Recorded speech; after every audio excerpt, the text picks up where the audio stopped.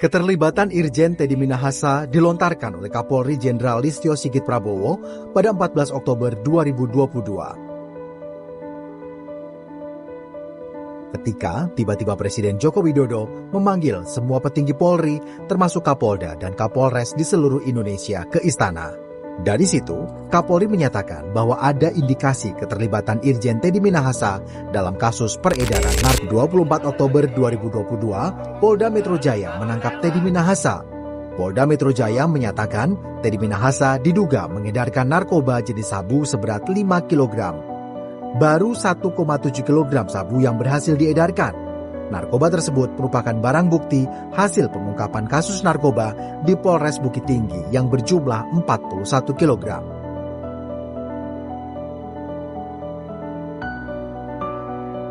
Sabu tersebut diambil secara diam-diam oleh Kapolres Bukit Tinggi yang ketika itu dijabat oleh AKBP Dodi Prawiran Negara dan diganti dengan Tawas. Dodi disebut mendapat perintah dari Teddy Minahasa yang ketika itu menjabat sebagai Kapolda Sumatera Barat melalui seorang perempuan bernama Linda Pujiastuti alias Anita. Dari penjualan sabu, Teddy disebut menerima uang sebesar $27.300 Singapura atau sekitar 300 juta rupiah.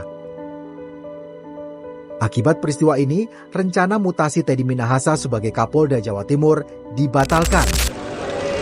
Usai mendengar vonis seumur hidup yang disampaikan Hakim John Saragih, Inspektur Jenderal Teddy Minahasa langsung hampiri tim kuasa hukumnya.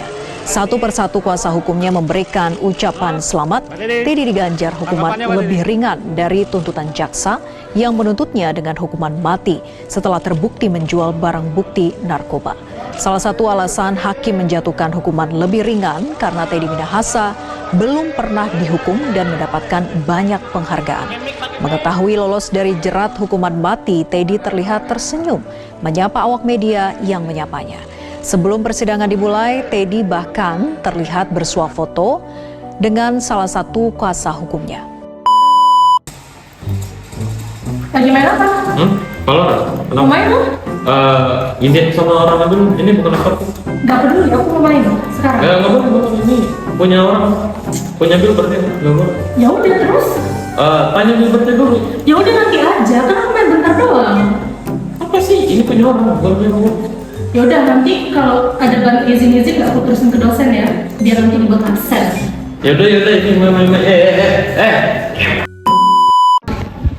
Nah, tadi kita baru saja menyaksikan contoh penyalahgunaan wewenang yang berkaitan dengan pelanggaran kode etik. Nantinya, kita akan membahas salah satu kasus yang lumayan terkenal di Indonesia, yaitu pelanggaran kode etik profesi seorang penyidik Polri yang dilakukan oleh Teddy Minahasa. Nah, sebelum kita membahas lebih lanjut kasus Teddy Minahasa, izinkan saya memperkenalkan anggota kelompok saya.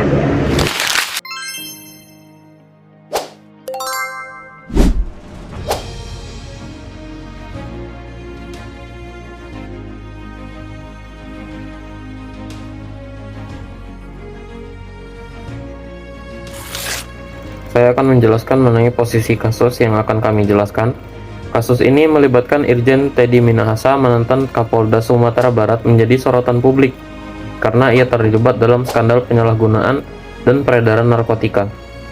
Teddy Minahasa diduga mengalihkan barang bukti narkoba jenis sabu seberat 5 kg untuk dijual kembali melalui jaringan tertentu. Nah, kasus ini mencoreng citra kepolisian, terutama karena ia adalah seorang perwira tinggi dengan jabatan strategis dalam institusi Polri. Ia dipecat dari Polri dan dijatuhkan sanksi pemberhentian tidak dengan terhormat atau PTDH karena melanggar sejumlah pasal dalam kode etik Polri dan hukum pidana. Nah, kasus ini penting untuk dibahas karena mencerminkan pelanggaran serius terhadap etika dan tanggung jawab seorang penyidik.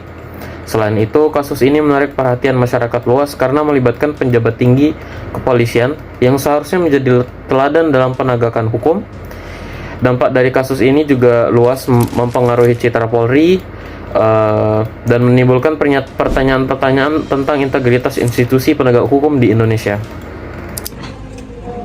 Nah, kita masuk kepada analisa kasus. Teddy Minahasa melakukan penyalahgunaan wewenang dengan memanfaatkan jabatannya untuk kepentingan pribadi, termasuk memanipulasi barang bukti narkoba yang merupakan pelanggaran serius terhadap prinsip dasar profesi kepolisian seperti kejujuran, keadilan, dan tanggung jawab. Tindakannya tidak hanya melanggar integritas sebagai penyidik, tetapi juga merusak citra Polri sebagai lembaga penegak hukum yang seharusnya melindungi masyarakat. Nah, kemudian selain itu, ia juga terjebak dalam konflik kepentingan di mana tugasnya sebagai penegak hukum bertentangan dengan keinginan pribadinya untuk memperoleh keuntungan finansialnya, sehingga memperparah dampak negatif dari kasus ini terhadap kepercayaan publik. Nah, seperti yang kita ketahui, norma kode etik yang mengatur tindakan Teddy Minahasa meliputi Kode Etik Profesi Polri yang menegaskan bahwa setiap anggota Polri wajib menjunjung tinggi kejujuran, integritas, dan tanggung jawab dalam menjalankan tugas. Selain itu, prinsip dasar kepolisian yaitu primus inter pares atau yang utama di antara yang setara menuntut pemimpin Polri untuk menjadi teladan dalam integritas dan kepatuhan hukum. Lebih lanjut, tindakan Teddy Minahasa juga melanggar pasal-pasal dalam Undang-Undang Kepolisian dan KUHP yang mengatur tentang penyalahgunaan wewenang, korupsi, serta pencucian narkoba. Sehingga kasus ini tidak hanya bermasalah secara etik, tetapi juga melanggar hukum yang berlaku. Putusan etik terhadap kasus Teddy Minahasa meliputi sanksi internal Polri, di mana ia diberhentikan dari jabatannya dan diproses secara internal dengan mekanisme disiplin Polri, termasuk pemberhentian tidak dengan hormat atau PTDH, sebagai bentuk pertanggungjawaban atas pelanggaran berat yang telah dilakukannya.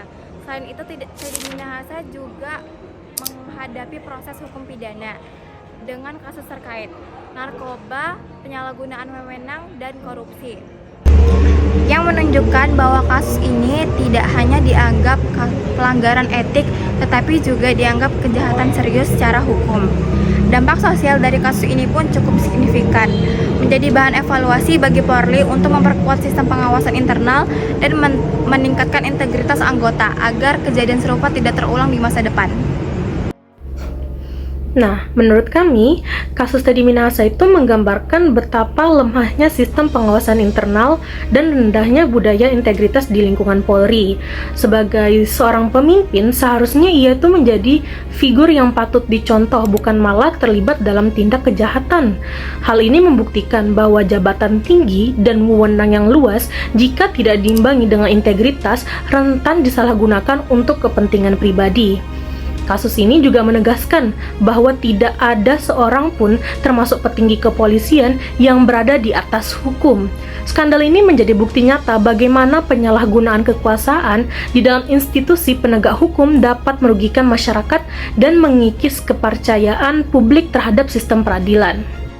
Sebagai kesimpulan, kasus Teddy Minahasa itu menjadi pengingat bahwa aparat penegak hukum memiliki tanggung jawab moral yang besar dalam menjaga integritas profesi mereka. Kepercayaan publik terhadap kepolisian hanya dapat dipertahankan melalui tindakan yang sesuai dengan prinsip keadilan dan etika profesional.